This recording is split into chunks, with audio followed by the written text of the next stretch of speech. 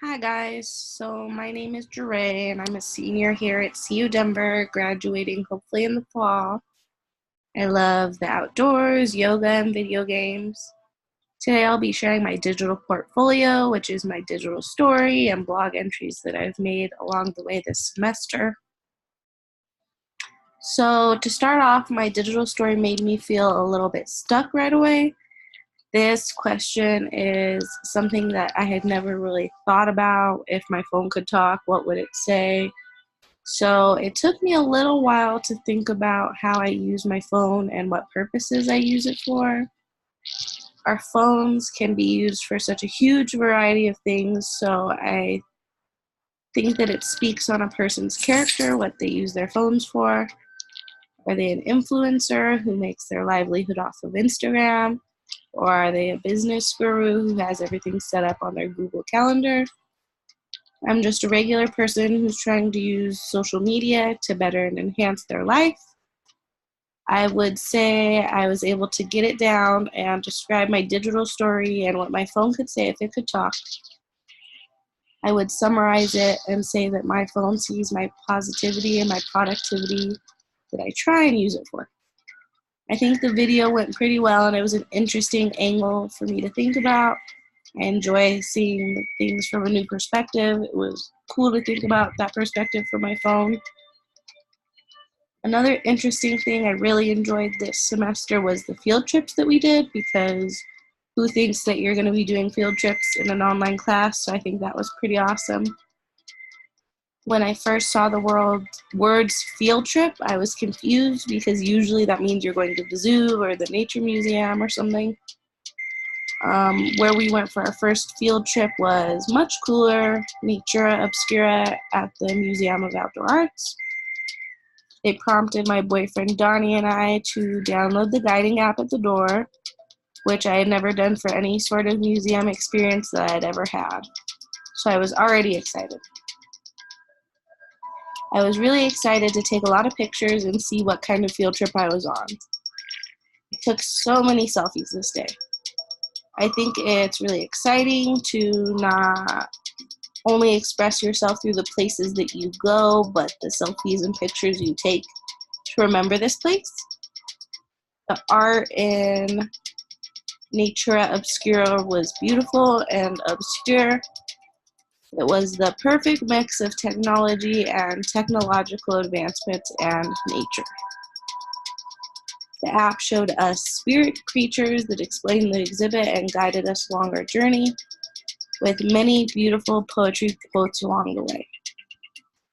There was a lot of quotes hidden that you could easily miss at first glance, and even though the exhibit was small, we went through it at least twice because there was a few things that we missed. There was a quote peeking back at you in reflective letters when you looked down a well. It was really clever and I really enjoyed it. It was a playful experience that I liked a lot and probably wouldn't have gone on if it wasn't for this class or this particular field trip. Okay, so we get a little bit more serious in my next blog post, talking about issues that we see in social media and gender interactions. A bit of a reminder that the internet is not necessarily a safe space for all. We deal with people who suck, like gender trolls, who often say aggressive and vile things in order to get a reaction out of people. I personally live by the statement, don't feed the trolls, because I think when you respond to these people, you just add fuel to the fire. This subversive trolling culture is often misogynistic and homophobic, simply seeking a laugh. I think it's important to acknowledge that the internet can have these dark and negative spaces. Gamergate is a great example of the horrors that we can see online when people misuse anonymity because it makes them feel empowered to send death threats, insults, and threats of violence. We get into digital media and gender, and the conversation becomes a little bit more complicated, where we see the constant policing and drama regarding the constant judgment of people on social media websites like Instagram.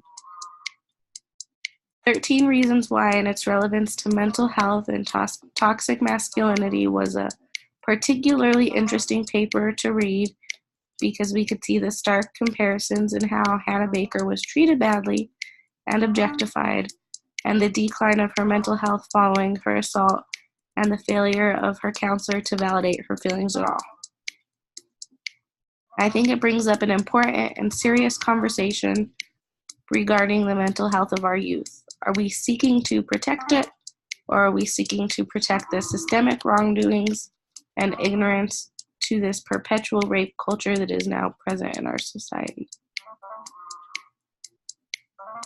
Then this music assignment was a little bit in a different direction, and it led me to think about one of the social media platforms that I use the most, Spotify. I have a subscription, the student one, of course. I listen to podcasts a ton on Spotify, usually when I'm driving or maybe when I'm doing my makeup. I listen to music all different times in the day, especially when I'm at the gym. I have classical music or chill beats playing in the background when I study often. Music can usually help me ignore other little annoyances in a situation, a neighbor talking loudly outside, yard work, or the sound of traffic. The second field trip was also really interesting to go on because it made me think of another use for social media that I personally had no experience with, which is nonprofits. We connected with a nonprofit that we could see was using social media to benefit their cause, and we briefly interviewed a person who was with the nonprofit about their cause and their difficulties and benefits using social media.